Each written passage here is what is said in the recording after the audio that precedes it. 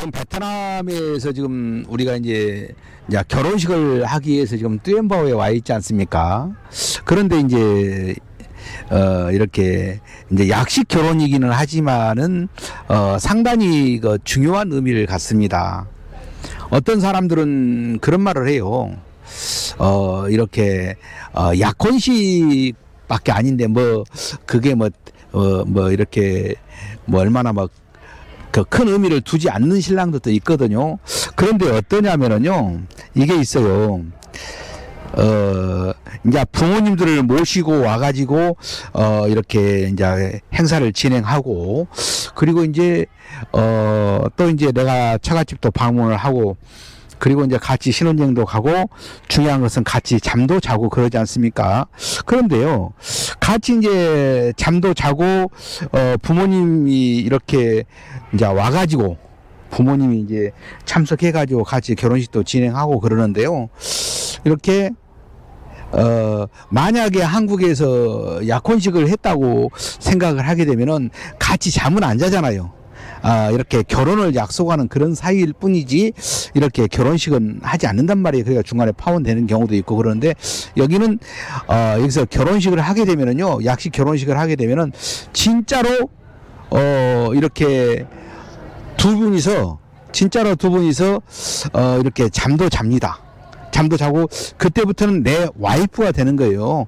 막말로 그야말로 내가 오라는 대로 와이프한테 어디를 가고 싶으면 갈 수 있는 거고, 그리고 와이프랑 같이 이렇게 뭐 말하자면 집을 사고 같이 살 수도 있는 거고, 그래도 누가 말하는 사람이 없어요. 그러나 약혼식을 했을 때는 상황이 틀리죠. 근데 이제 이제 한국에 있는 신랑이 그런 말을 했거든요. 뭐라 그러냐면은, 신부도 말했다. 그 약혼식, 결혼 약속 온 것 뿐이지 뭐 아무것도 아니다는 식으로 하는데, 그렇지 않습니다. 굉장히 큰 의미를 이제 둬야 되는 것이죠. 그래서 이제 여기서 이제 결혼식을 이제 하게 되지 않습니까? 그러면은 그때부터는 진짜 내 와이프인 거예요. 다만 하나, 한국에 있는 이렇게 직장이 있고 또 생활이 한국에 서기 때문에 이렇게 떨어져서 생활할 뿐이지, 베트남에서는 신부가 있고 신랑은 한국에 있는 것 뿐이에요. 만약에 신랑이 한국에 있다가 하면은 바로 같이 살고 그럴 수 있는 겁니다. 그런데요, 만약에 이 한국에서 약혼을 했다고 해서 같이 살고 그러진 않지 않습니까? 그래서 이제 약혼식하고는 엄연히 다르다. 다만 하나, 혼인신고는 안 되어 있어요. 그때까지도요.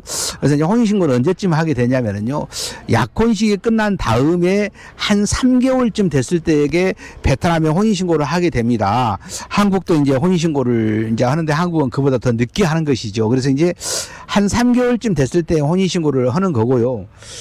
그리고 이제 한국은 이쪽에 혼인신고 온 다음에 결혼증명이 나오고 신부 서류 이제 준비해가지고 한국으로 보내면은 공증받아서 보내게 되는 것이죠. 그러면 그 서류 가지고 이제 이렇게 한국에서 이제 혼인신고를 하고 비자 서류를 준비를 하게 되는데, 그것은 한국에 혼인신고 할 때는 한국의 비자 말하자면 나오기 직전에 그걸 하는 거예요. 비자 나오기 직전에. 그러니까 비자 신청하기 직전에 그러는 거예요. 그래서 비자를 신청하기 위해서는 한국에 혼인신고를 해야 되지 않습니까? 그래서 꼭 그때도 이제 어떤 신랑도 있었냐면은 혼인신고 혼인관계증명회가 신랑하고 신부고 혼인관계증명에 혼인신고도 안 되어 있는 그 서류를 보내온 경우도 있었는데, 그런 경우는 다시 발급해 와야 됩니다. 그건 당연한 건데도 불구하고 그걸 잘 모르는 신랑도 있었습니다. 그래서 이제 이렇게 한국에 혼인신고 하고 나서 그때부터 비자를 이렇게 서류를 준비한다, 이렇게 이제 보시면 됩니다. 그래서 이제 여기서 이제 결혼식을 딱 했지 않습니까? 결혼식을 했어요. 결혼식을 했을 때에게 한국에 있는 신랑이 이제 여기로 베트남을 들어오잖아요. 들어오면 뭐 신부집에서 자든 아니면 신부집에 떨어져 있지 않는 이렇게 모텔에서 자든 누가 뭐라고 한 사람은 없어요. 그러나 두 분이서 결혼을 하지 않는 상태라고 한다면은 이것은 그것을 결혼식을 뭐 약혼이라 결혼식을 하지 않는 상태, 그 이제 결혼을 아니라고 생각하고 약혼이라고 생각한다 한다면은 신부가 있다고 해서 이렇게 밖에 나가서 신부하고 둘이 잘 수 있겠습니까? 그리고 신부 집에서 잔다고 했을 때 둘이만 자라고 방을 내주겠습니까? 이런 것들을 생각해 보면은 결혼하고 이렇게 약혼하고 차이는 분명히 있다라고 제가 말씀을 이제 드릴 수 있어요. 다만 하나, 신랑하고 신부하고 떨어져 있기 때문에, 신랑은 이렇게 한국에 있고 신부는 베트남에 있고 그러기 때문에 둘이 문자를 주고받는 것이죠. 그리고 이제 신랑하고 신부고 둘이 마음에 맞으면은 이렇게 둘이 여행을 간다 하더라도 뭐 처갓집에 있는 식구들이 누가 뭐라고 하는 사람 아무도 없어요. 둘이 부부로 인정을 하고 있는 것이죠. 이런 부분들을 이렇게 이제 알고 계셔야 됩니다. 근데 이제 뭐 어떤 신랑이 있었느냐면은 신부하고 나하고는 결혼한 게 아니라 약혼을 한 것이다라고 그렇게 말한 신랑이 있었거든요. 그래서 제가 말씀을 이제 해드리는데, 이것은 결혼을 한 것입니다.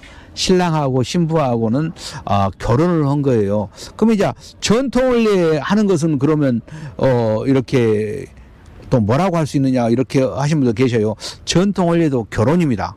그리고 이제 여기서 우리가 약식 결혼을 한 것도 그 결혼이고, 두 가지 다 결혼이라고 이렇게 이제 말씀을 드릴 수 있습니다. 전통 원리 할 때는, 하는 것은 이제 처갓집 식구들, 처갓집에 있는 아버지, 어머니가 주관을 해서 결혼식을 하게 되는 것이고요. 그리고, 우리가, 이렇게 결혼식을 진행하는 것은 그야말로 회사에서 주관을 해가지고 결혼 진행하는 것이고 그렇습니다. 그래서 이제 결혼식을 하고 나서 신랑은 신부를 알아보고 신부는 신랑을 알아보고 이런 식으로 같이 이제 알아보는 과정이라 봅니다. 그 과정이 한 8개월 동안 같이 알아보는 그런 과정이다. 그래서 진짜 마음에 안 들고 진짜 도저히 안 될 것 같으면 결혼을 진행할 수 없죠. 그래서 이제 그때까지 아무 일 없고 그러면은 결혼을 진행한다, 이렇게 보시면 됩니다.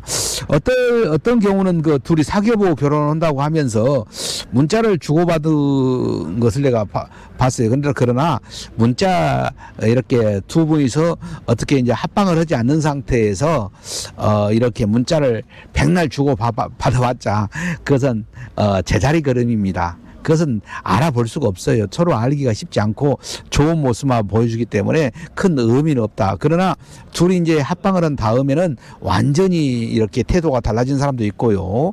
그리고 이제 신랑도 신부도 신랑을 이렇게 그 가볍게 대하는 경우가 있거든요.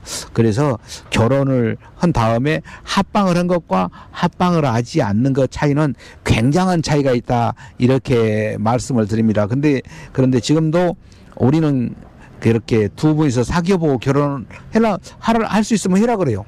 두 분이서 이제 결혼을 이렇게 하면서 사귀어보고 결혼하고 싶다라고 이렇게 하면은 이렇게 그렇게 하십시오라고 이야기를 합니다. 그러나 그것은 내가 생각할 때는 큰 도움은 되지 않는다.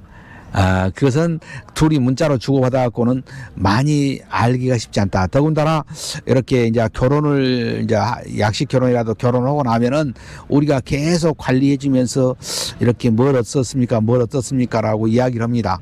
그러나 둘이 사귀어보 문자로 주고받아가지고 이렇게 알아보는 과정에서 했었을 때는 얼마나 어떻게 관리를 하는지는 모르겠어요. 그러나 이렇게 합방을 한 다음에 이렇게 관리에 들어가는 것과 그리고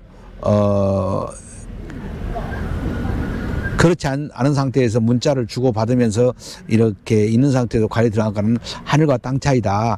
나는 이렇게 생각을 하고 있습니다. 그래서 이런 부분들을 이렇게 알았으면 쓰겠다, 그런 의미에서 이렇게 제가 말씀을 드렸습니다. 그래서 참고하시라고 말씀을 드렸으니까 꼭 참고해 주시기 바랍니다. 감사합니다.